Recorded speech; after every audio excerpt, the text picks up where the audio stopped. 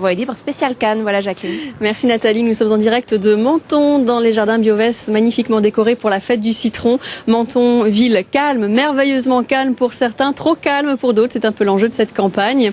3 listes ont été constituées pour faire barrage au maire sortant, Jean-Claude Guibal, à qui l'on reproche aussi une gestion peut-être trop familiale des affaires municipales. On voit le portrait de commune de Laurence Collat et Philippe Morel. En ce moment à Menton, il y a la fête du citron, mais la ville s'agite aussi autour de ses élections. Jean-Claude Guibal est maire depuis 19 ans. Il a face à lui 3 candidats. C'est dans son propre camp, l'UMP, que le maire a trouvé son adversaire le plus virulent. Thierry Giorgio est intarissable quand il s'agit de critiquer la gestion de la ville. Il s'est mis en congé du parti le temps de cette campagne. Ça fait 19 ans que M. Guibal détient des mandats sur cette ville, qu'il y a une concentration énorme de mandats entre les mêmes mains, puisqu'il y a monsieur et madame Guibal, et qu'en 19 ans, je suis citoyen de cette ville. J'ai effectivement à l'origine la même philosophie politique ou même origine politique, mais j'ai constaté que, justement, il y avait un petit peu trop d'attitude partisane. Et Thierry Giorgio nous a rejoint, vous êtes candidat sans étiquette. Les projets de Musée Cocteau et Sciences Po à Saint-Julien, c'est des projets que vous suivez ? Oui, tout d'abord, merci à France 3 de m'accueillir.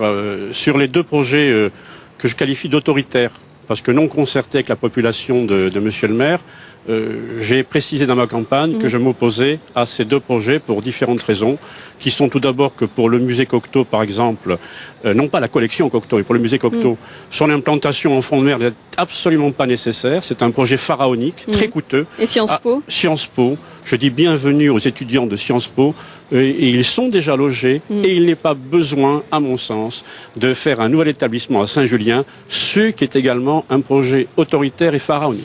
On reparlera des étudiants. Vous êtes l'homme qu'on n'attendait pas presque dans cette campagne. Vous n'avez jamais brigué aucun mandat avant cette année. Au-delà des reproches que vous pouvez faire à la politique de Jean-Claude Guibal, quel est votre moteur finalement pour avoir une campagne aussi offensive ? Ma conviction personnelle, c'est que j'observe cette ville depuis 19 ans sous la tutelle de monsieur et madame Guibal. C'est une question d'homme, de méthode ? Vous n'aimez pas la méthode Guibal ? C'est un constat d'échec. Je considère que cette ville, depuis plusieurs années, périclite, que les habitants n'y sont pas heureux, je le constate tous les jours, et ça vous sera confirmé si vous faites des reportages, et que la ville, en termes de politique structurelle, touristique, économique, ne rend pas ce qu'elle doit, le service qu'elle doit aux habitants. On entendait la candidate socialiste qui était prête à vous tendre la main après le premier tour. Vous êtes ouvert à ça ? Alors écoutez, madame Gérard n'engage qu'elle-même. En ce qui me concerne, je suis un homme en dehors des partis, je me suis situé en dehors des instances partisanes, et si madame Gérard rêve à une éventuelle alliance pour le 2e tour, c'est un rêve qui est unilatéral. Ça n'engage qu'elle. On va parler d'un des dossiers clés de cette campagne, c'est évidemment le logement. On a posé la question ce matin à des Mentonnais pour savoir ce qu'ils attendaient de leurs candidats. On les écoute. Difficile de se loger à Menton, il y a très peu de logements, ou sinon c'est excessivement cher, et tous les logements ont été achetés malheureusement par des Italiens qui sont assez fortunés, et tout ce qui est ouvrier et personnes qui sont, disons, qui ont des petits salaires, ont vraiment des petits revenus, on n'arrive pas à se loger, c'est vraiment très compliqué, quoi. Il y a beaucoup d'appartements qui sont occupés par des vacanciers qui viennent de temps en temps, quoi, qui sont pas là toute l'année, donc c'est assez dur, oui, de se loger. C'est pas plus difficile qu'ailleurs? Et je pense que c'est plus difficile, oui. Ouais. Pourquoi? Et pourquoi? Parce que tout a été acheté par des étrangers, et que les prix ont monté, et puis qu'il est impossible de se loger, quoi. Évidemment, la pression foncière est une réalité. Ici à Menton, qu'est-ce que vous avez comme projet pour essayer de débloquer la situation ? Une observation tout d'abord, la pénurie de logement est le fait de la ville. C'est une action publique, le logement. Entre autres. Mes projets sont simples. On va utiliser le domaine privé communal, et la ville va se transformer en maître d'ouvrage public, ce qu'elle n'a pas fait depuis 19 ans. Malgré tout, il va falloir racheter des terrains, et le prix est... Ces terrains appartiennent déjà à la ville, c'est du domaine... Vous dites que la ville n'a pas construit alors qu'elle aurait pu construire? La ville aurait dû remplir son rôle d'acteur public et construire des logements pour permettre une accession à la propriété des habitants de la ville. La ville transfère en ce moment la charge des logements sociaux à des initiatives privées, ce qui n'est pas admissible légalement et juridiquement. Alors le dynamisme de la ville, manque d'équipement aussi pour les jeunes. Menton doit faire plus pour les jeunes? Menton n'a rien fait pour les jeunes en 19 ans. Et il y a les jeunes et les seniors qui ont le même problème. Absence de politique sportive, absence de politique culturelle, qui font qu'il n'y a pas d'infrastructures suffisantes permettant aux jeunes, notamment, qui sont dans un grand désarroi dans cette ville, de s'exprimer et de vivre normalement comme dans toutes les villes de France.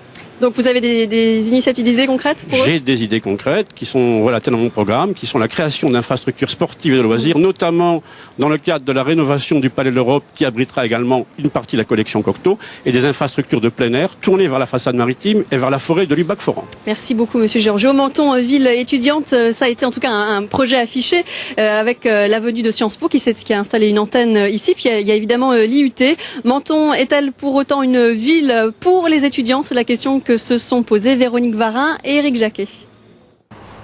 Ils sont élèves à l'IUT Statistique et Traitement Informatique des Données. Ils ont entre 18 et 21 ans et ils sont plutôt satisfaits de leur mini-campus, un ancien collège qu'ils partagent avec une unité de Sciences Po, soit un total de 300 étudiants. Mais ça ne suffit pas, loin de là, à faire de Menton une ville qui bouge, surtout la nuit tombée. Alors dès qu'il s'agit de sortir, tous désertent la cité des citrons. Sur Menton, c'est un peu difficile. Après, il y a pas mal de villes à côté. Il y a Nice qui est pas loin, qui est sympa, notamment dans le Vieux-Nice. Après, il y a Monaco où il y a pas mal d'activités à faire. Il y a une discothèque, mais elle est petite. Il n'y a pas grand monde. C'est plus festif en allant ailleurs, sur Monaco, sur Nice. Pourquoi Monaco? Parce qu'il y a beaucoup de locales où on peut aller, de boîtes, de discothèques. Donc il y a beaucoup de monde toujours. Effectivement, si Menton compte plusieurs bars et pubs, voici l'unique discothèque, il s'agit de celle du Casino. Il y a bien un théâtre, un cinéma avec 3 salles, mais petite commune oblige, peu de concerts rock, pop ou encore rap. Restent de gros événements, comme la fête des citrons ou Ma ville est tango. Cependant, ils ne sont pas vraiment de nature à enflammer la jeunesse, des jeunes qui ont quelques suggestions à faire. Après, il y a toutes les infrastructures que vous avez sur Nice, les bowling, les patinoires, peut-être une petite discothèque aussi qui serait active, qui serait motivée, ce serait sympa. Ouvrir les bars plus tard le soir, faire plus de publicité parce qu'en fait les jeunes ils pensent à Menton, il n'y a pas de jeunes, c'est le soir il n'y a rien et donc je pense qu'il faudrait faire plus de publicité là-dessus. Menton ville calme ou trop calme pour les jeunes générations. Si ce sujet n'est pas l'enjeu principal de la prochaine élection, les différents candidats auront du mal à faire l'impasse.